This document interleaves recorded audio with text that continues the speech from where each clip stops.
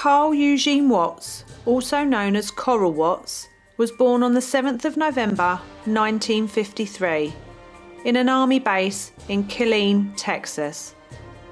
To mother Dorothy Mae Young and father Richard Eugene Watts. His father was an outstanding man and served America as a private in the army. Proudly, he gave his son the family name of Eugene. His mother was a teacher for young children. But before Watts hit his second birthday, his parents decided to divorce, and he and his mother went to live in Detroit.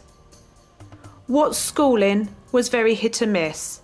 He was often bullied for being behind the other kids academically, and it was said that he had many strange habits that the other children did not like. He had an illness as a young child at around the start of his teenage years called meningitis, and this resulted in him having some learning disabilities and eventually a very low recorded IQ, which is what held Watts back at school for a year. He went on to college but never received a degree. It was remarked by people that knew him that he was a polite boy with his learning struggles, but he did, however, seem to excel in athletics. Because of this, he got noticed and eventually signed up for a program for young people called the Golden Gloves program, which helps kids with amateur boxing and discipline. This, unfortunately, brought out an aggressive side to Watts that was then taken into school, and he got into physical altercations with others, especially girls. Needing to make some extra money for his mum and family, he took a job, as many young kids do, and got himself a paper round. Watts, now 15 years old, attacked a woman called Joan Gave in her home while doing his paper round. He was then taken to an institute called the Lafayette Clinic in Detroit. He was asked for the reason he committed this crime. His response was simply, "I felt like beating someone up." He was assessed regularly, and one of his doctors reported that Watts had a strong homicidal impulse and was incredibly paranoid. Still, he was let out to return to school and then college on a football scholarship. But he was asked to leave after only 3 months, as he was seen as a suspect in an on-campus murder, which could not be linked directly to Watts. This was said to have been his first murder victim, and all before his adult life had begun.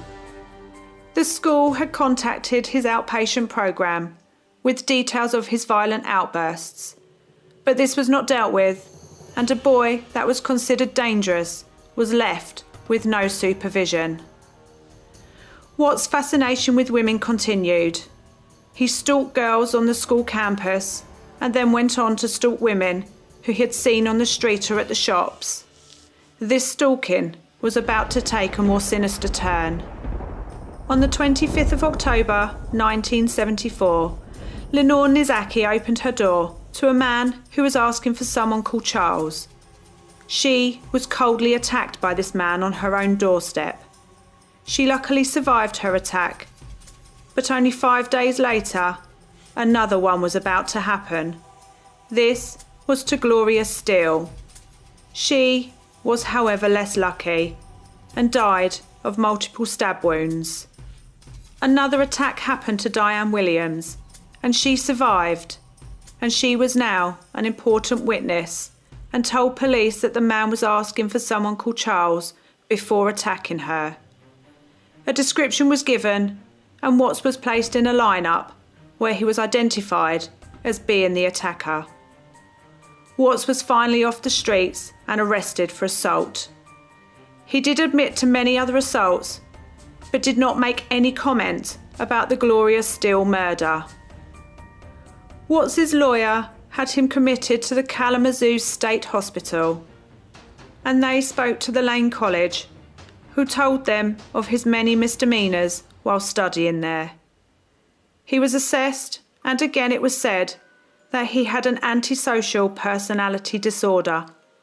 During his trial, Watts pleaded no contest and was given a paltry 1-year sentence for assault. He was never charged with the murder of Gloria and was suspected of 3 other murders, one at the school he attended, and 2 further murders, all of women who had been choked. All these murders they were not able to pin on Watts. In June 1976, Watts was released from prison and back onto the streets of Detroit where his mother lived.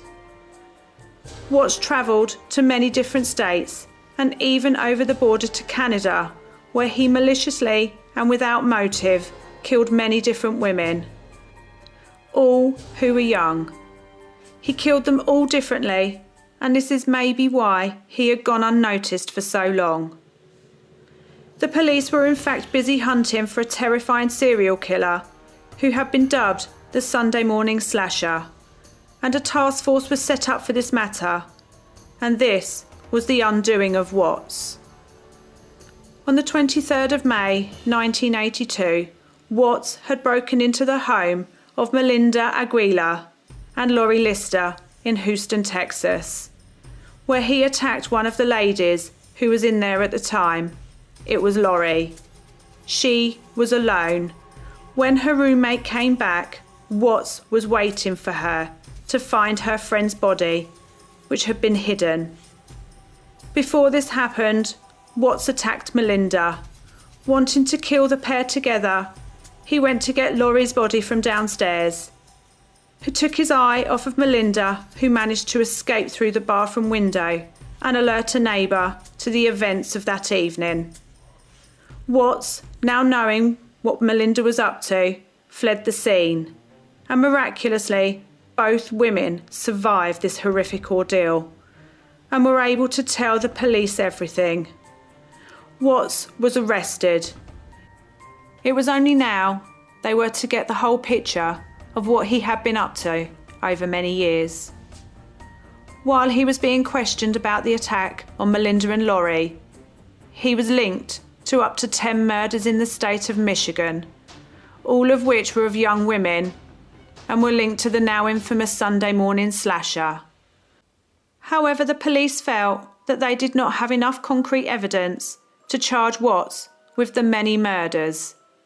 He had left no DNA, there were no witnesses, and the murders were all different and in different jurisdictions, so were very hard to link. They would offer him a plea deal. If he spoke in full detail about his crimes and the murders and named his victims, he would be charged only with burglary with intent to murder. But as Michigan were wanting to have the man caught and charged with the slasher murders, they did not enter this deal. Watts could only be indicted for the attacks and murders in Texas. 12, in fact. The charge he was facing did come with a hefty 60-year sentence. He agreed to the deal and fully confessed to the crimes. There were 10 murders that he was linked to in Michigan, but due to the fact that the authorities did not want to deal or agree to it, Watts did not have to admit to anything further.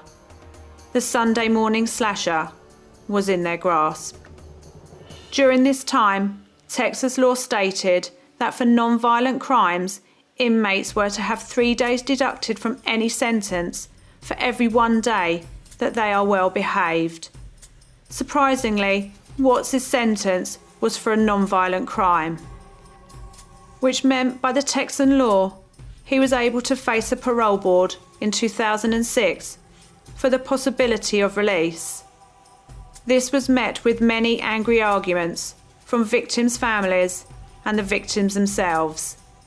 How could a man like this be released after such a short time, and after he had admitted to killing 12 people in Texas, but was not allowed to be tried for these murders? An appeal was made to anyone who had been attacked by Watts or knew of anyone who had been attacked by him to come forward to put a stop to this man being released.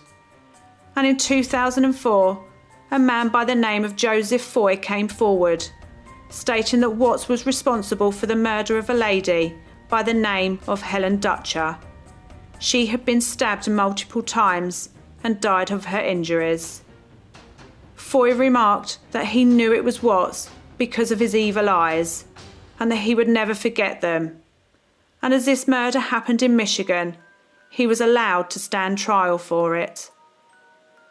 A trial took place, and with a compelling case from the witness, a jury saw fit to convict Watts of this murder, and was finally sentenced to life in prison without the chance of parole.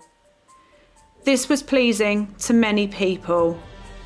Then the floodgates opened, and the previous murder case of Gloria Steele was reopened, and Watts then had to stand trial for this. And on the 25th of July 2007, the jury shouted a guilty verdict, and another life sentence was handed to Watts, again for murder. His sentencing happened on the 13th of September 2007. Michigan was still trying to get Watts charged with the Sunday morning slasher murders of Shirley Small, Glenda Richmond and Rebecca Greer. But with little evidence, it was a hard task. Once task forces spoke to different states, they too had many crimes that were similar, and Watts' name was always on the front of the pile. It had been said that putting all the murders together, there could be up to 80 victims of Carl Eugene Watts. But on the 21st of September 2007, only 8 days after he was convicted of the murder of Gloria Steele, Watts died in his high-security prison cell in Michigan.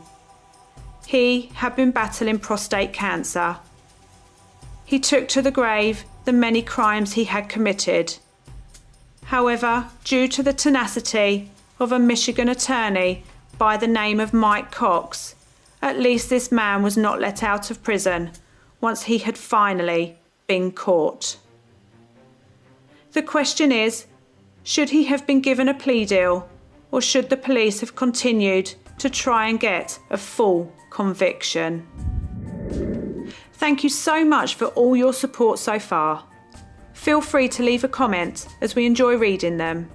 If you like the video, please hit the like button and subscribe if you want to hear more stories from Crime Busters.